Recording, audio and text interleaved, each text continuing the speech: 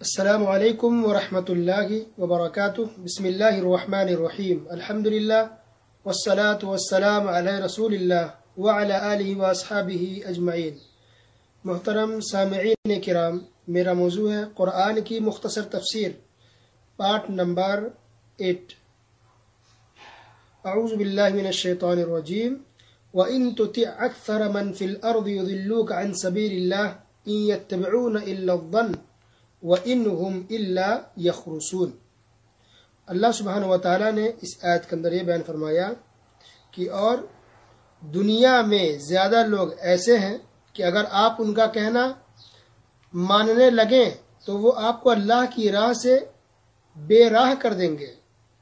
وہ محض بے اصل خیالات پر چلتے ہیں اور بالکل قیاسی باتیں کرتے ہیں۔ کیا پتہ چلا کہ اکثر لوگوں کے پیچھے اگر آپ پڑیں گے اور اکثر زیادہ لوگوں کی بات اگر آپ مانیں گے تو یہ لوگ آپ کو گمراہ کر دیں گے۔ اس سے پتہ چل رہا کہ سچ کیا ہے اور غلط کیا ہے۔ اس کو جانچنے کا طریقہ لوگوں کی تعداد میجورٹی نہیں ہے۔ کسی کی طرف بہت زیادہ لوگ ہیں، اس کی پارٹی میں، اس کی جماعت میں، یا اس مسئلے کو ماننے والے، اس عقیدے کے فالو کرنے والے بہت لوگ ہیں، کروڑوں میں ہیں، تو اس کا مطلب بالکل بھی نہیں کہ وہ صحیح ہے۔ ہو سکتا ہے کہ کچھ ہی لوگ جس کو ماننا ہے وہ صحیح ہے۔ تو حق اور باطل کا اندازہ لوگوں کی تعداد سے نہیں لگایا جاتا بلکہ دلیلوں سے لگایا جاتا ہے کہ اللہ تعالیٰ نے قرآن میں کیا کہا ہے اور رسول اللہ صلی اللہ علیہ وسلم نے حدیث میں کیا بیان فرمایا ہے۔ قرآن حدیث کو لے کے چلے، اس کے اندر حق ہے، لوگوں کے ساتھ حق نہیں ہے۔ اس کے بعد اللہ تعالیٰ نے یہ بیان کیا کہ جس جانور پر اللہ تعالیٰ کا نام لیا گیا ہو وہ جانور حلال ہے، اور جس جانور پر اللہ کا نام نہیں لیا گیا ہو، بغیر اللہ کے نام کو اس کو ذبح کیا گیا یا غیر اللہ کا نام لیا گیا تو وہ جائز نہیں ہے، ٹھیک ہے، بلکہ اس کو مت کھاؤ۔ جس جانور پر اللہ کا نام نہیں لیا گیا ہو وہ جانور، ایسے جانور کو کھانا درست نہیں ہے۔ اب ایک حدیث ہے اس سلسلے میں، نبی کریم صلی اللہ علیہ وسلم پوچھا گیا کہ اگر کوئی ہمیں گوشت دے دے جانور کا، اور ان لوگوں کے بارے میں کنفرم نہیں کہ پتہ نہیں اس نے بسم اللہ پڑھا یا نہیں پڑھا، لیکن ہے مسلمان ہی، لیکن کنفرم نہیں بسم اللہ پڑھا یا نہیں پڑھا، تو آپ نے بیان فرمایا کہ تم بسم اللہ پڑھ کر کے کھا لو، وہ کافی ہو جائے گا۔ سموا علیہ انتم وکلوا، تم بسم اللہ سے پڑھ لو، کھا لو۔ یہ صحیح بخاری کے اندر ہے، صحیح بخاری حدیث نمبر 5507، ٹھیک ہے۔ یہ گوشت اگر مسلمانوں کے یہاں سے آئے تب، لیکن جو کافر ہے، نان مسلم ہے، تو اس کا نہیں کھانا چاہیے۔ ایک ہندو کیسے بسم اللہ پڑھے گا؟ سوال ہی پیدا نہیں ہوتا۔ اس سے پتہ چل رہا کہ جو غیر مسلم کے ریسٹورینٹ ہوتے ہیں، ہوٹل کھانے کے، وہاں گوشت نہیں کھانا چاہیے۔ اب سبزی کھا کے آ جائیں، دال کھا لیں، سبزی کھا لیں، انڈے کھا لیں، لیکن یہ مرغی ہے، چکن ہے یا مٹن ہے، بیف ہے، یہ سب نہیں کھانا چاہیے۔ وہ اس لیے کہ پتہ نہیں وہ گوشت کہاں سے آیا، بسم اللہ اس نے پڑھا کہ نہیں پڑھا۔ غیر مسلم ہے تو زیادہ یہی کہ بسم اللہ نہیں پڑھے گا، وہ ظاہر سی بات ہے، آپ کے لیے بسم اللہ پڑھے گا نہیں غیر مسلم، تو گوشت کھانے سے بچنا چاہیے غیر مسلموں کے ہوٹل میں، ٹھیک ہے۔ اس کے بعد اللہ نے ایک اہم مسئلہ بیان کیا ہدایت کے بارے میں، کہ ہدایت کون دیتا ہے؟ ہدایت کس کے ہاتھ میں ہے؟ اللہ کے ہاتھ میں بس۔ فَمَن يُرِدِ اللَّهُ أَن يَهْدِيَهُ يَشْرَحْ صَدْرَهُ لِلْإِسْلَامِ، کہ اللہ تعالیٰ جس کو ہدایت دینا چاہتا ہے تو اس کے سینے کو اسلام کے لیے اللہ تعالیٰ کھول دیتا ہے اور اسلام میں داخل ہو جاتا ہے۔ اللہ اکبر۔ ہدایت صرف اللہ کے ہاتھ میں، ہمارا اور آپ کا کام ہے کوشش کرنا، دعوت دینا، سمجھانا۔ اس سے یہ بھی پتہ چل رہا ہے کہ اگر کوئی نہیں مانے تو چھوڑ دینا چاہیے، زبردستی ہم نہیں کر سکتے، مار کے پیٹ کے کسی سے گالی گلوچ کر کے کہ نہیں آؤ، اسلام میں یہ صحیح نہیں ہے۔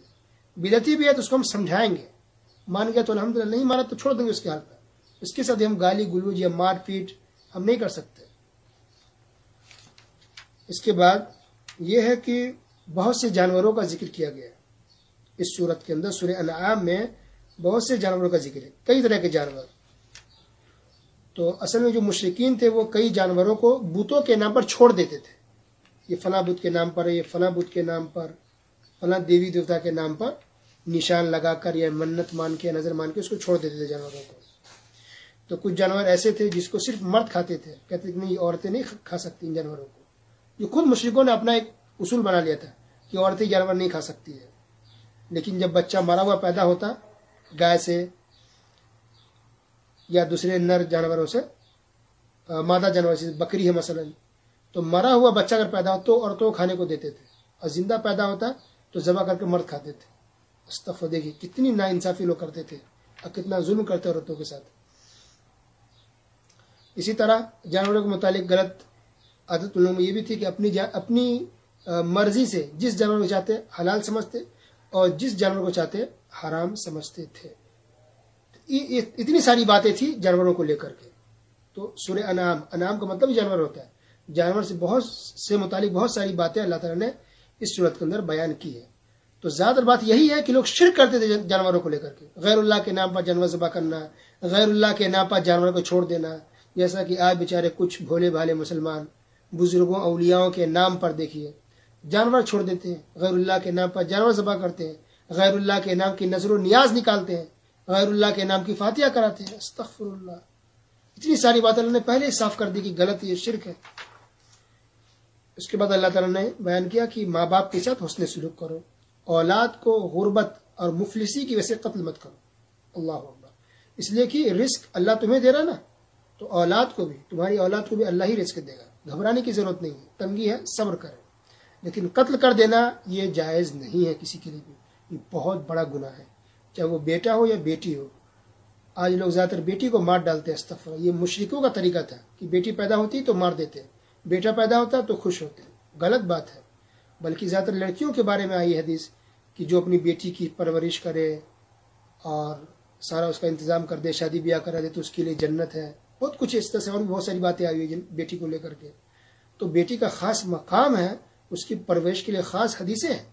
ویسے تو بیٹا کی پرورش پر بھی اجر و ثواب، اس میں کوئی شک نہیں ہے، لیکن خاص کر کے بیٹیوں سے متعلق اسپیشل حدیث اور قرآن کی آیتیں ملتی ہے۔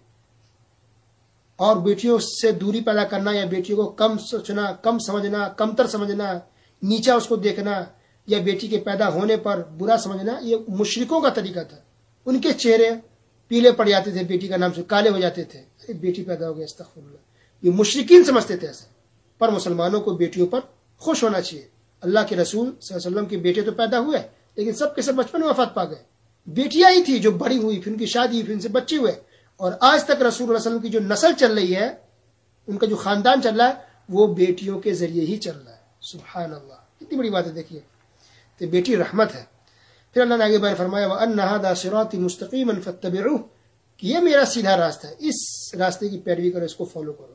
تو سیدھا راستہ ایک ہی ہوتا ہے، جو دائیں بائیں ادھر ادھر جو ہے گمراہ کرنے والے لوگ، شرک پھیلانے والے لوگ بیٹھے ہوئے، اس سے بچیں، سیدھے راستے کی پیروی کریں۔ اور صراط مستقیم کیا ہے؟ قرآن و حدیث کا راستہ ہے۔ اس کے بعد اللہ نے کہا من جاء بالحسنۃ فلہ عشر امثالها ومن جاء بالسیئۃ فلا یجزى الا مثلها وهم لا یظلمون، سورہ انعام آیت نمبر 160۔ اللہ نے کہا کہ جو انسان نیکی کا کام کرتا ہے، کوئی بھی نیکی کا کام، کوئی بھی نیکی کا کام اگر انسان کرتا ہے تو اللہ تعالیٰ اس کا ثواب دیتا ہے، یا پلس اس کے ساتھ 10 گنا اور ثواب دیتا ہے۔ سبحان اللہ، کتنا اللہ تعالیٰ مہربان ہے اپنے بندوں پر۔ اس کے باوجود دیکھیں کچھ لوگ کتنے بدگمان ہوتے رہتے کبھی کبھار مصیبت کے وقت۔ استغفر اللہ، یہ جائز نہیں ہے۔ ومن جاء بالسیئۃ فلا یجزى الا مثلها، پھر اللہ نے کہا کہ اگر کوئی انسان گناہ کرتا ہے تو گناہ کا بدلہ اللہ اتنا ہی دیتا ہے جتنا اس انسان نے گناہ کیا ہے۔ تو گناہ کا بدلہ اللہ بڑھا کر کے نہیں دیتا ہے، اس نے انسان نے گناہ کیا 1 اور 10 گنا لکھ دے، نہیں، اتنا ہی لکھتا جتنا انسان نے گناہ کیا۔ لیکن نیکی میں اگر ہم 1 کرتے ہو اللہ 10 دیتا ہے، ہم 10 کرتے ہو اللہ 20 لکھتا ہے، ہم 20 کرتے ہیں اللہ 50 100 اس سے کہیں زیادہ لکھ دیتا ہے۔ حدیث کے اندر تو یہاں تک کہ اللہ کے رسول صلی اللہ علیہ وسلم نے کہا کہ اللہ تعالیٰ 700 گنا تک بھی اللہ تعالیٰ ثواب بڑھا کے دیتا ہے۔ سبحان اللہ، تو ہر نیکی کا بدلہ اللہ بڑھا کے دیتا ہے، لیکن جب ہم گناہ کرتے ہیں تو اللہ کتنا ہمارا مہربان ہے ہم پر کہ بس گناہ کا اتنا ہی دیتا ہے، گناہ لکھتے جتنا کہ ہم نے کیا، بس۔ سبحان اللہ۔ اس کو ایک بہت اہم آیت ہے، دیکھیے یہ بھی توحید کی آیت ہے، قُلْ إِنَّ صَلَاتِي وَنُسُكِي وَمَحْيَايَ وَمَمَاتِي لِلَّهِ رَبِّ الْعَالَمِينَ، کہ اے نبی کہہ دیجئے کہ بے شک میری نماز، میری قربانی، میری زندگی، میری موت سب کی سب اللہ رب العالمین کے لیے۔ اب بتائیے، نماز اللہ کے لیے، قربانی اللہ کے لیے، قربانی چاہے ہم وہ کرتے وہ یا عام دنوں بھی اگر جانور ذبح کرتے تو صرف اللہ کے نام پر ہونا چاہیے۔ غیر اللہ کے نام کی نظر و نیاز نکالتے تو شرک ہے، وہ اس لیے شرک ہے کیونکہ یہ اللہ کے ساتھ خاص ہے۔ اب غیر اللہ کے لیے کریں گے شرک ہو جائے گا۔ پھر دیکھیں زندگی یا موت کس کے لیے ہے؟ اللہ کے لیے. ہماری زندگی بھی اللہ کے لیے، موت بھی اللہ کے لیے. اس سے پتہ چلا کہ اگر کسی کا انتقال بھی ہو جائے، کسی کے شوہر کا، بیوی کا، ماں کا، باپ کا، بھائی کا، بہن، کسی کا بھی، تو تکلیف تو ہوتی ہے، انسان ہے تو. لیکن کچھ لوگ یہ سوچتے کہ نہیں اب ہمارا زندہ رہ کے کیا فائدہ، اب تو ہم مر جائیں گے، ہمارا باپ زندہ تھا تو تھا، اب تو نہیں، ہم زندہ رہ کے کیا کریں گے، ہمیشہ اس کو سوچتے رہنا، روتے رہنا، پریشان رہنا ایک دم. یہ بالکل صحیح نہیں ہے. ہم کسی انسان کے لیے زندہ نہیں ہیں، ہم اللہ کی خاطر زندہ ہیں، اللہ کے عبادت کے لیے زندہ ہیں، کسی انسان کے لیے زندہ نہیں ہے. ایمان ہم مضبوط رکھیں، ہم اللہ کی خاطر زندہ ہیں اور اللہ کی عبادت کی خاطر ہم زندہ ہیں، انسانوں کے لیے نہیں. اس کے بعد ہے سورہ اعراف. سورہ اعراف بھی بہت اہم سورت ہے. سورہ اعراف، اعراف ایک جگہ کا نام ہے جو جنت اور جہنم کے بیچ میں ہے. تو اس سے متعلق کچھ مسئلہ اللہ نے بیان کیا، اس لیے اس کا نام سورہ اعراف رکھا گیا. بہت اہم باتیں بھی اس کے اندر ہیں. ایک آیت ہے اتبعوا ما انزل الیکم من ربکم ولا تتبعوا من دونه اولیاء، کہ اس کی پیروی کرو جو تمہاری طرف، تمہارے رب کی طرف سے نازل کی گئی ہے. اللہ کی طرف سے نازل کردہ، اللہ کی طرف سے بیان کردہ چیزوں کی اتباع اور پیروی کی جائے. ولا تتبعوا من دونه اولیاء، اللہ کے علاوہ کسی اور کو ولی مت بنا، دوست مت بنا. اب دیکھیے کہ اتباع کرنے کا حکم کیا ہے؟ جو اللہ نے نازل کیا اس کی. فلاں صاحب کیا کر رہے ہیں، وہاں کیا کر رہے ہیں، واقعہ کیا ہوا، کس کے ساتھ کیا کرامت ہوا، حضرت نے کیا فرمایا، کس کتاب میں کیا لکھا ہے، یہ دلیل نہیں ہے، یہ طریقہ مسلمانوں کا نہیں ہے. اللہ نے کیا نازل کیا ہے وہ ہماری دلیل ہے، ان کو ماننا ہمارے لیے واجب اور ضروری ہے. اس کے بعد اہم دعا بھی ہے، ربنا ظلمنا انفسنا وان لم تغفر لنا وترحمنا لنکونن من الخاسرین. یہ دعا آدم علیہ السلام نے کی تھی، بہت اہم دعا ہے. پھر اللہ نے بیان کیا کہ اللہ تعالیٰ نے لباس بھیجا ہے تاکہ شرمگاہ کو چھپایا جائے، جسموں کو چھپا کر رکھا جائے. یہ لباس اللہ کا بھیجا ہوا ہے، مقصد ہے شرمگاہ کو، جسم کو چھپانا.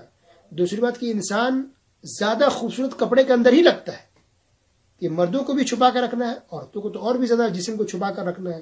یہ انسان کی خوبصورتی کپڑے کے اندر ہی ہے. اور انسان اگر پردہ نہ کرے تو کتنا بڑا گناہ ہے، یہ سب آپ کو پتا ہے.